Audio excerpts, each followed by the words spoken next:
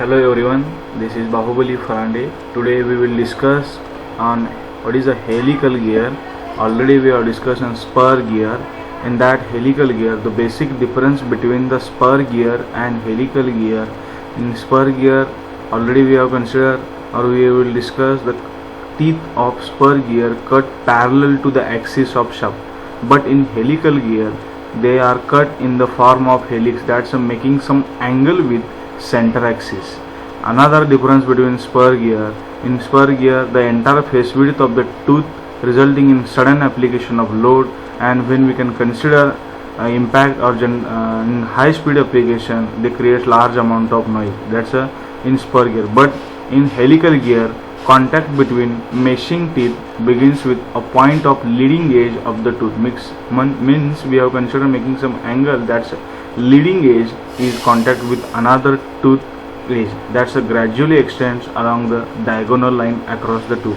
There is a gradually pickup load by the tooth resulting in smooth engagement and quiet operation even at high speed.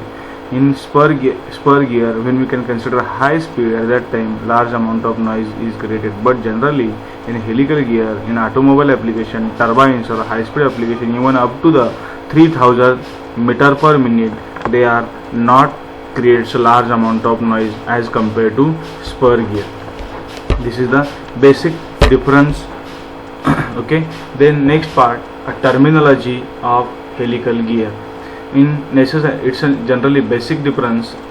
Two types of helical gears, right hand side and left hand side. How we can identify or how they indicating the helical gears, it is necessary to show what is the hand helix of that direction teeth of that drawing. Already we have considered here. You see here, starts from right and end to the left side, left to right, that's a right handed helical teeth, and right to left, that's a left handed helical teeth. That's we have considered here. The lines are sloping downward to the right side of the page of right handed helical teeth, that's we have say it's a right handed helical teeth, and the lines are sloping upward to the right side of the page for left handed helical teeth, that's a left hand helical teeth, that's here. Right side, right handed helical teeth, and this is the left handed helical teeth. It starts from right side and end to the left, that's a left handed, and starts from left end to the right, that's that inclination here, and three dotted lines are indicated here, that's a helical gear. This is the basic difference of this is the representation of helical teeth. Okay, next part, here we have considered some terminologies of gears. The portion of top view of the parallel helical gear, this is the top portion of the helical gear, and here we can consider A1 B1, here A1 and B1 and A2 B2 are center lines of adjacent teeth taken on the pitch plane. These are the two adjacent teeth taken a pitch plane. The angle A1, this is the A1 angle, A1, B2 and A2 is called as helix angle. Here we can see here, this is making a helix angle also, that's why here we can consider that's a representation here, helix angle. What is the helix angle? It is defined as the angle between the axis of shaft, and here also helix angle between the axis of the shaft and the center line of the tooth taken on the pitch plane. Okay, once again I will repeat, the angle between the axis of the shaft and the center line of the tooth taken on the pitch plane. Here this is the XX plane of road, this is the XX the helical gear representation in XX plane, that's a rotation, plane of rotation, and YY representation, it's a perpendicular tooth element.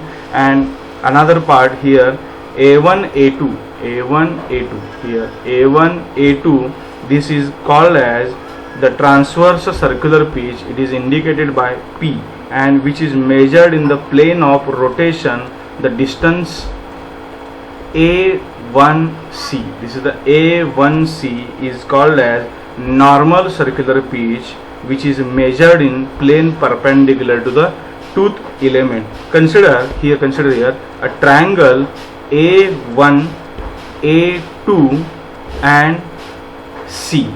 Here consider here A1, A2 and AC. This is the one of the triangle, and here we can consider helix angle psi. Okay, cos phi is equals to cos phi, taking a trigonometric function here, cos phi is equals to A1C divided by A1 A2. Then here put up that A1 A2 represents a small p, that's a circular pitch, and A2 A1C, that's a transverse normal circular pitch, that's a here indicated, that's a PN value. Okay, then next part here we can consider from the triangle that here representation of cos psi is equals to A1C divided by A1 A2 is equals to PN upon P. That's a PN represents a normal circular pitch, and that's a transverse circular pitch. Then the PN is equals to P cos psi is equals to something here.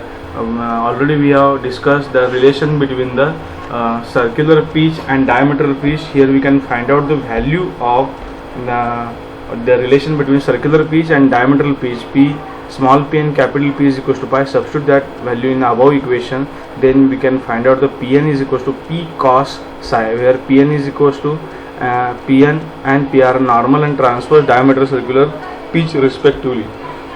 Here substituting the values of P is equals to 1 upon m in the above expression, we have considered here Mn is equals to m cos psi, that's a m. These formulas are required for further calculation, virtual number of teeth or further calculation for the helix angle. We have considered here that's a helix. With considering helix angle, what is the normal module, what is the transverse module? When we can consider transverse section of that teeth, at that time we can use the transverse formula, and when we can consider normal module, at that time that's a Mn value we have considered here. That's why just a basic terminology and which formulas we have considered for the further calculation or further derivations in that helical gear. That's here we can consider the distance between A1 B2. A1 B2 is called as axial pitch. That's a value from the triangle. Again we have considered here the triangle A1. Consider here triangle A1 A2 B2, that's a triangle, that's a total triangle we have considered here. And then tan psi is equals to tan psi, then tan psi is equals to front side A1 A2 and side A1 B2, that's a P upon PA, that's a axial pitch. Here we can consider PA, that's a A1 B2 as it's a axial pitch. Then we have considered the tan psi is equals to P upon PA. Then here we can represent that value. PA is equals to axial pitch is equals to P upon tan psi. Then there are two pressure angles are also here we can consider a pressure angle alpha and alpha n, that's also normal and circular transverse pressure angles we have considered. And then we can consider here again cos psi is equals to, from that triangle we have cos psi is equals to tan alpha n divided by tan alpha. The normal pressure angle is usually 20 degree pressure angle. At that time the pitch circle diameter, that's a d is equals to Zp upon pi, but that p upon capital P up small p upon pi, that's a circular pitch divided by pi, that's a diameter in the relation between small p capital P is equals to pi. That substitution here 1 upon p, that's why d is equals to Z upon p, that's a diametral pitch. Then Z upon p again we can convert, that's a 1 upon p is equals to m. Then lastly d is equals to Zmn divided by cos psi, that's a Mn normal module. Then next, what is the center distance A of two helical gears Z1 and Z2? The number of teeth of two gears, and center distance between that two gears A is equals to d1 divided by 2 plus d2 divided by 2 is equals to, what is the d1? D1 is equal to Z1 Mn divided by 2 cos psi plus Z2 Mn divided by 2 cos psi. Then we can finally the center distance between two helical gear Mn into Z1 plus Z2 divided by 2 cos psi. Then this is the center distance formula for further calculation. And last one, what is the gear ratio? It's for the pinion and gear velocity, angular velocity omega p divided by omega g is equals to zg divided by zp. This is the p and g, this is pinion and gear referred for the further calculation. These are the required formulas, and further calculation we have discussed further derivation of virtual number of teeth in next session. Today this is the terminologies and basic introduction part we have see here.